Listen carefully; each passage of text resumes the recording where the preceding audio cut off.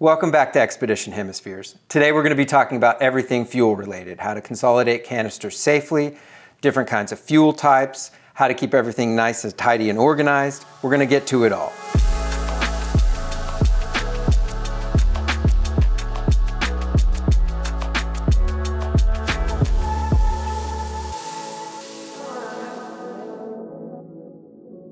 So the first thing that we're going to talk about is different kinds of fuel types and when to use them, and different sized canisters. So I've got a couple here with me, both different size and different type.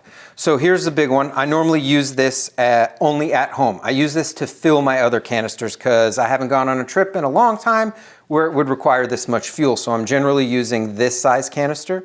There's also one smaller than this as well. That's going to be more of like a weekender, or you'd be cutting it close on 4 days depending on how many hot meals you're cooking. But I'm generally filling into these, using these as a source. Second thing I wanted to talk to you about is the different kinds of fuel types. So this is my go-to fuel type. I like the MSR. The reason being is it's good for everything. The only thing that really comes into play with fuel types is if you're ever in super cold weather. And by super cold, I mean in the 30s. You're going to want a higher isobutane percentage in the blend. There's actually a blend of gases. So for instance, in this one, it's like 80% isobutane and 20% propane. That's going to give it a lot of cold resistance, and it's still going to perform well. This canister, if you actually go in and look, is a blend of 3 different gases: 70% isobutane, 25% propane, and 5% in butane, whatever that is. That said, these fuels can blend, so if you have a teeny bit of this left in a canister and you're wanting to top it up, you can absolutely top it up with all MSR fuel. That's not an issue. You're going to have a 0.1% in butane or whatever, and it's not a big deal. Eventually, I empty these out the first time I use them, and I will just always fill with the MSR. That way I can really handle any kind of weather perfectly. As far as the transfer is concerned, it's pretty basic, but there's a couple things that you want to keep in mind when you're doing this.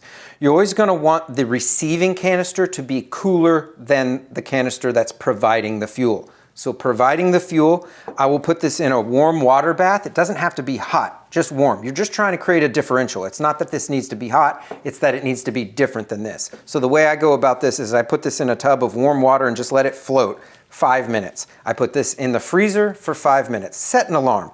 Don't leave this kind of stuff sitting in your freezer and building up pressures and that kind of thing. 5 minutes is all it takes to create the difference in temperature that you need. Now that we have our temperatures different in these canisters, this one's a little bit warmer, this one's a little bit cooler, we can get into the transfer. So the first thing that you want to do is look at the canister that you're going into, and you're going to want to find out what its fill weight is.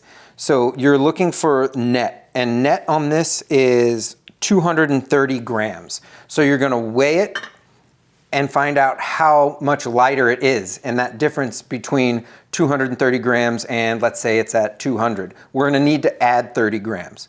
So we're going to do a little bit at a time and weigh it as we go as to not overfill. These are rated to hold much more pressure than listed, but I don't like to overfill them more than like a gram or two. I'm not going to stress about a gram or two, but if you start going over that, these are rated that way for a reason, to be safe and all that kind of stuff. So you don't need to freak out if you're a gram over, but you definitely don't want to be pushing the bounds of that. And that's why we kind of go a little bit at a time and weigh it in between.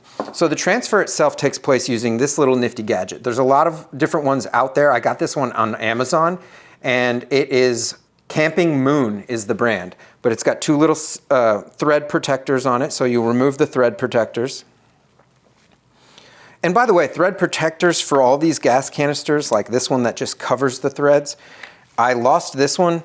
I would highly advise keeping these around because the threads on these are really thin and really tight for good reason, but if they get scuffed or nicked, you're going to have a hard time getting a proper seal on them. So I say save your caps and always just click them on. That way they never get bumped or scuffed. They are kind of sticking up and exposed. Same thing on this. Always put your thread protectors back in. That way you don't have any issues there. Okay, so this one is going to be providing the fuel into this one. We have our temperature differential. On this mechanism, it is a simple on and off valve, and it's labeled in and out. So we're going into this canister, coming out of this canister. So I'll actually go this way. We'll screw into the out first.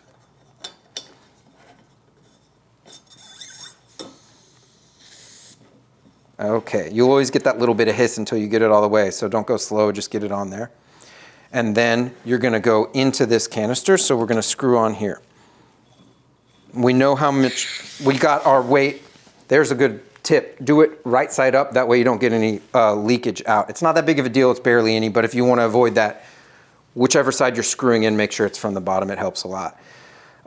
Especially once you've got like this canister cool. Okay, so from here, you're just gonna open up the dial. It's gonna start letting fuel into the canister above. And you're wanting, like, since we only need 30 grams in this one, it's not much. So you're gonna go a little bit at a time. You're gonna open, let it start flowing. You can feel it flowing, like you can feel it. And then once you've got a little bit in there, you're gonna close the valve and you're going to flip and unscrew.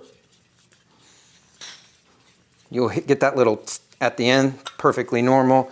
You're gonna come back here onto your scale and you're going to weigh and see how much you added. So I actually just added 15, so we'd need 15 more. So I'd go on and I know I need to hold it about the exact same amount of time, which I was kind of internally counting in my head.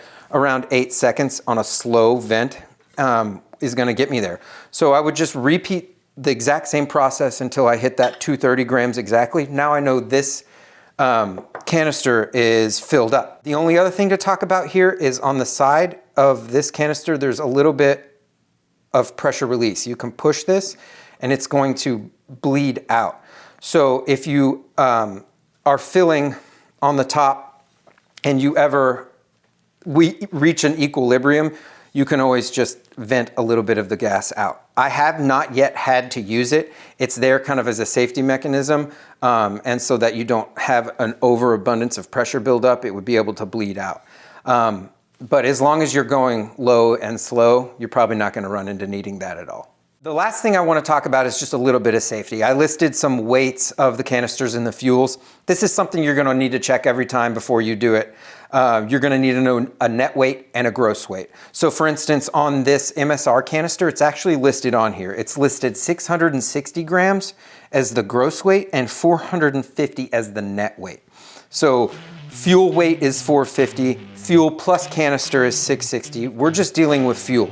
This one doesn't actually have it listed on the can. The 230 is not specified whether it's gross or net. That's something you go to a manufacturer's website to find out. That way you're zeroing the proper weights. So don't stick with any of the numbers I listed today. That's something you definitely need to check on. So hopefully that gives you quite a bit more information on fuel types, on how to consolidate cans, save some money, save some waste. If any of you guys have dealt with this, go ahead and leave it in the comments. Tell us your experiences, tips, tricks, different kinds of fuel types, different brands. We'd love to hear from you, and it'll just get the community involved and we'll all get smarter. And as always, guys, keep adventuring.